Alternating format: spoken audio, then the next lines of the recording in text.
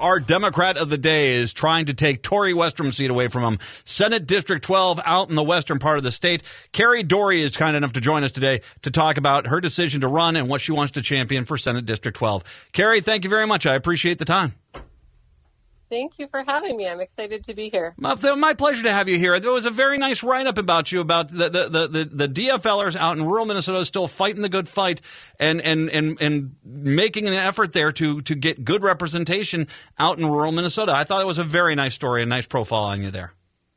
Thank you. Yeah, I have to say I was a bit surprised to make the front page of the Sunday paper. Well, Brianna's a good writer. I know Brianna.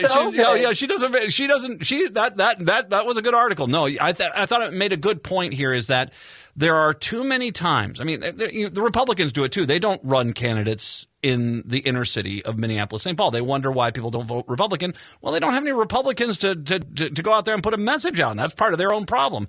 There have been more and more DFLers over the years who have said, do we really want to challenge people out there? And I said, abso-freaking-lutely, because what we're doing is we're trying to help people on a lot of different levels. And that's not just metro area. It's not just suburbs. It's everyone. It's the DFL, Democratic Farm Labor. It is, there is a message out there that can resonate in rural Minnesota. There definitely is a message, and I think people are a bit hungry for a new face in rural Minnesota. I think if we look at the makeup of legislators in rural, that represent rural Minnesota, women aren't very, very well represented, and younger people. I'll continue to call myself a younger person, even though I'm 42. But I think people are ready for something different. People are ready for a change. And I think we'll certainly yield better policy if we can have more women at the table. Well, I'm 53, so you're very young too. Yeah, I'm very young. Kari, let's take a few moments here in case people didn't get a chance to read some of the article yesterday. Why don't you take some time here and introduce yourself? Who exactly is Kari Dorry? Sure. So I live in Ortonville, Minnesota, which is on the very edge of Minnesota, right on the South Dakota border. I grew up in Ortonville. And I went to school at Moorhead State and got my degree in early childhood special ed, which I've been teaching for 20 years. My first teaching job was in Big Lake, Minnesota, so a little bit closer to you. And my husband and I lived there until we had kids. Once we found out we were having twins, we knew we wanted to come home. We wanted to raise our kids in this area that we love. So that brought us back to Ortonville. So I am teaching special ed here. I work with children 0 through kindergarten with identified special needs, which is a job I love. I think it's a lot of this job that's propelled me to do this work and really look at policy and look at how we're fighting for families and how we're funding our education programs, which certainly needs a lot of help. So that kind of brought us back to Ortonville. And since we've been here, I started out just getting really involved at the local level, joining the park board to get a park built here. I got very involved with our county DFL unit, which is just a fantastic group of people. My husband and I were a little nervous to move back because it is a very conservative area. Wondering, will we find our people again? And we certainly have found our people. And a lot of that is thanks to the Big Stone County DFL.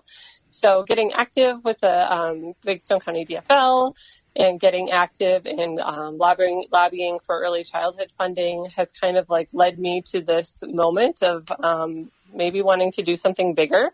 I have to say it maybe wasn't my idea. I was, certainly encouraged by my community and by friends and family. And it took a lot of asking. But I did finally decide this summer, yes, I'm ready to do this. And I'm willing to step up and fight for rural Minnesota because we need a different voice that's going to really start caring for people and stop sowing seeds of division and misleading us in so many ways. So Here I am, and I'm really excited to be on this path. Bless you, because you just went through 2 years of a pandemic, and the job you do as a teacher there, especially with the specialized teaching you're doing, that could not have been easy. And it was incredibly difficult. Bless you on that, because the teachers have been through such a tough time in this state, and you're doing God's work as it is. But the reality is, it was under so much pressure there. I'm glad you were able to get through that.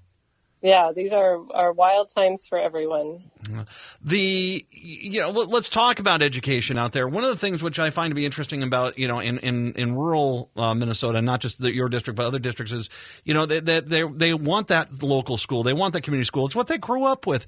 But at the same time, there is this negative teacher dynamic that comes on out there. And I hear people who on one breath will talk about teachers. We need to rein them in. We need to rein them in. And then the very next thing they say is, but we need teachers. Why doesn't anyone want to come teach in our school? We need 12 teachers right now. And I'm like, okay, you guys need to hear yourself. I mean, there is a definitive need to get teachers in these schools. What are some ideas that you have for increasing recruitment in education in rural Minnesota? Yeah, I think we need to really focus on our communities, and we need to have communities that people want to move back to. I've moved back here because I really love this community, but we need thriving economies in our rural communities that make people want to be here. We need housing. Housing is another huge issue. If we want teachers to move back, they need a place to live. Teachers need childcare for their children so they can teach, and childcare is just another huge crisis across our state, and we really see that here in rural Minnesota. So I think in order to recruit teachers to rural communities, we need thriving communities, and we need schools that are well funded to support that work. You're out there, and one of the things that, here in the Twin Cities, we obviously, broadband, internet, that's not so much of a problem here. Talk about broadband. You talk about education, healthcare, business development. Broadband is a necessity. It is, one of those things. It's like electricity and water. You have to have that as part of your base infrastructure. How is the broadband out there? And talk about the needs to get it developed better. Yeah, we certainly do need to look at that, especially, going through a pandemic. We all have become much more, we rely a lot more on our internet. I live about a mile outside of Ortonville, and if I'm having an important Zoom meeting, I need to go into town to do it. Wow. I'm constantly getting, it's a slow internet. It is kicking me off. So it makes it really hard to do work. And if we want people to be here, there's a lot of opportunities for people to work remotely now. We want people to come to our community and be able to work remotely and, whatever their job may be, but we need to have the structures in place for them to be able to do it well. The district, obviously, let's talk a little bit about redistricting. 12 changed. A lot of the districts changed. Talk about how the district changed from the last Minnesota Senate District 12 to the current one. How is it looking different? It's a little bit different. So there's a few counties that are no longer part of District 12. We added in Swift County. So we're 6 counties total, 4 Big Stone, Stevens County, Pope County, and Swift County. And then we have a part of Stearns County and a part of Douglas County. So in Douglas County, we look at Alexandria as kind of the largest city in that county, and that is part of the district now, where previously we were more of just the rural part of that county. So it's not as a dramatic of a shift as some districts, but it does look a little bit different for us. You are running in a district that it is a red district, but you're also running against, and if I've saying this is me saying this, a horrible senator in Tory Westrum. I have been wildly disappointed with him. We had that incident last year where he was arguing against the ability to use food stamps at farmers markets. And not only am I like, okay, why are you making it difficult? That's some of the easiest attainable food we have. So if people are hungry, and it's not just inner city hunger, it's hunger in every community in the state.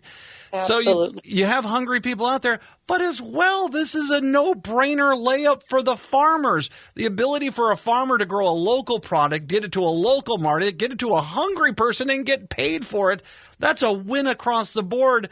I was stunned. He clearly did not know how the program worked, I'm tired of politicians that don't know the dang thing they're talking about, but doesn't stop them from talking, and Tory Westrum is one of them. Yes, I think, the example you shared is such an example of, what in the world? Let's take care of people. There are hungry people. We need to support our farmers, and what an easy way to do it. He's also just continues to spew things that are just false. Recently, he brought up false claims of voter fraud again, and looking at how we protect victims of domestic violence, how we protect their mailing addresses, their living addresses, and then to be questioning that, I find just so appalling, like how we're taking care of people and how we're looking out for each other. And just so much of what I hear coming out of his mouth is just really false claims, and they're just not rooted in any sort of reality. And as you said, you brought up the point. They're claiming there's voter fraud because we do have the ability to shield an assault victim's address from the abuser. And the fact that they're so desperate to try to find, because they follow the Pied Piper of Trump, they're so desperate to find some sort of voter fraud, or at least the appearance of voter fraud. And so even though they are really trying to mess with something which could end up with people getting killed because it gets dismantled, that doesn't stop them, because the most important thing isn't the life of the abused person who is trying to just live a normal life. It's the talking points for the Republicans, and that's just disgusting. It is. I'm really excited to bring empathy back to rural Minnesota politics. I think if something doesn't affect you, you still need to be able to understand how it's affecting other people and how we, need to help each other out. Yeah, it is. It's kind of mind blowing to me. You're from the area. You know this. Let's talk margins for farmers. My goodness, this is a problem that we've been having. Now, it's interesting. I was trying to catch up a little bit on the grain markets in regards to Ukraine, because Ukraine's such a large provider of grain on the world markets. And what the kind of expectation of how it's going to affect the grain prices here. But let's talk about margins, because we need to get better margins, because farming should not be a job you only have after your other two jobs to cover your health insurance and the mortgage. You should be able to farm and make a living. Absolutely. Yes, all of our jobs. Everybody should be able to work one job and be able to cover their needs for, a decent lifestyle. And right now we're just seeing, obviously our farmers are very affected by that, but there's so many people that are having to work multiple jobs just to make ends meet. And that's not okay. When we live in a country of abundance, we need everybody to be paying their fair share so we can all live and thrive like we deserve to. As you bring that up, you're a union organizer as well, and I'd love to get your thoughts on the job market out in Senate District 12. And the reason why is that this awakening of the worker, if for lack of a better way to say it, where all of a sudden the workers are like, you want me to work all these hours, you're not going to pay me anything, you're not going to give me any benefits, and of course we have a pandemic going on, thanks but no thanks. And so you have this exodus from jobs and going and finding other jobs, because the employment numbers are not massive, they're actually gone down. So there is this awakening that's happening. How is it going on out there? Because I got to imagine the same problems are existing out there, where they're just the wages and the benefits have not kept up with inflation. They haven't kept up. And one of the major problems we're seeing for people not being able to work in our rural community is the lack of childcare. There's so many people that are unable to find childcare, especially for infants and toddlers, that they're unable to work. And I think that is one of the, we really need to address what we can do about that out here, because it's a really significant problem. It's not that people don't want to work, but if you don't have a place to take your baby, it makes it really difficult. I can speak from experience. When my third son was born, I didn't have childcare for him the day before school started. I took out ads in the paper. I finally ended up walking down the street and knocking on a door of a very sweet woman I didn't know very well, but I knew she stayed home with her kids, and asked her to watch my baby. Like, we need to be supporting our families better than that, so that they can go to work and provide for their families. We have a lot of work to do. I saw this, and I was just talking to someone else about this, because that is a major part of this whole thing. I mean, why am I working 40 hours a week just to give a check to someone to watch my kid when I could just stay at home, not work, and watch my kid? There's a logic problem there that doesn't really work out for the employers. But the reality is that when my youngest was born and they were in daycare, I was seeing it then. I'm like, this has gone awful expensive, and it's not been fixed. And there are things that the state could be doing that could help make this more affordable. more, a better job, get more people in it, get more daycare centers open. They are. It's right now. We need leadership there that understands this. You're talking about, women senators, women, representatives who are dealing with the child care issue on a daily basis, getting them in there into St. Paul so that they can basically get these laws in there, because this is just common sense stuff that needs to be applied at this point. It is common sense stuff. I'm so proud of the school district I work from. They're trying to help that I work at. They're trying to kind of solve this problem, and we're able to enter with only for ages 33 months and up, which is super helpful. However, the major need is those infants and toddlers, but we don't have the space. So in order for our school to do that, we're going to have to look at building, or we're going to have to look at other facilities. And I think that's a place where the state could really step in and provide some funding for, different options where these child care centers can be located. Because right now, people just can't afford to start it up. It's really difficult. And our school certainly took a risk, knowing they probably was not going to be a moneymaker, but we're able to see that this is a huge need.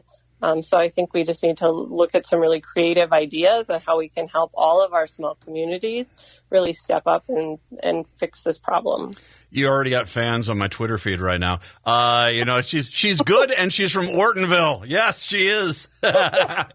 Your district here, this is the point I make the plea. I want everyone who's listening to me in Minneapolis, St. Paul right now, go help your local DFLer by all means. But if you're in one of these safe districts that is an easy layup for the DFL to win, you need to get out of the city. This summer, you need to get out into areas like Senate District 12. How many major towns do you have in your district that you need people to go door knock at right now, Kari? Oh, my gosh. I mean, it's 6 counties. I couldn't give you a number of towns right now, but oh my gosh, it's 6 counties. It's huge. It's a huge area, and it's a lot of ground to cover. We've got a great group of volunteers, and I know we'll continue to build that, but it's hard to find. It's a little scary to go knocking on doors in rural Minnesota when people think they're going to be hit with, really significant opposition, and that's not what we found. I really enjoy the door knocking I've done in our district. We've had great conversations, but to find enough people to really cover enough ground to make an impact, we need more people. So anyone listening, we would love to have you come volunteer out here. We would love for you to invest in our campaign, because I think we're making some really good headway. And whatever the outcome of this election is in November, I know that we're going to have made a lot of progress along the way. We're, changing the narrative of, what it means to live and thrive in rural Minnesota. And that's what I'm really excited about. And I hope we continue to find others that can just trust in us and, join us in this fight. Well, and a big salute to the fine volunteers of Big Stone County DFL. I know that they do a great job at that party level, but she needs people to get out there and door knock. And it comes down to this. Politics is an easy thing. It's an easy formula. If they door knock on every door in that district, she's going to have a good chance, especially considering how bad Tori Westrum is as a senator. They're going to have a chance. You need to get out there, go door knock. And we haven't even mentioned that as far as the prairie land goes, you are in one of the most stunningly pretty parts of the state in the summer. It is gorgeous out there. Oh, my gosh. It's so pretty. Oh, it is. The prairie's beautiful. Especially in the summer, coming out here in the summer is just it's very pretty. There's so much to do. There's so many things to love. So come door knock with us, and then we'll show you all the sights. It's a pretty great place to live. So you want to go door knock, or you can donate. We're going to drive you there. I want you to go find Kari Dorry on social media, on Facebook. But Kari, what is going to be your website for people to find out more information about you? It's Kari, Kari, for mnsenate.com. And our website actually launches at the end of this week. If you go there, there's a landing page. There's a link to our Act Blue account. But the whole website will be up and running by the end of the week. All right. Kari for mnsenate.com, correct? Correct. And that's KariForMN Senate.com. There you go. Find the website. Yeah, find the website, donate, volunteer, get out there, Senate District 12. It's important that we get out there and help and turn these districts. You can turn these districts. If you campaign in every district, guess what? Good things are going to happen. The DFL is going to have a pretty strong majority in the House and the Senate. So get on out there. Kari Dorry, all my best out there. I really would love to see you pick off Tori Westrum's seat there. That would be a nice win. All my best out there, and hope to see you in St. Paul come November. Fantastic. Thank you. I appreciate you reaching out today.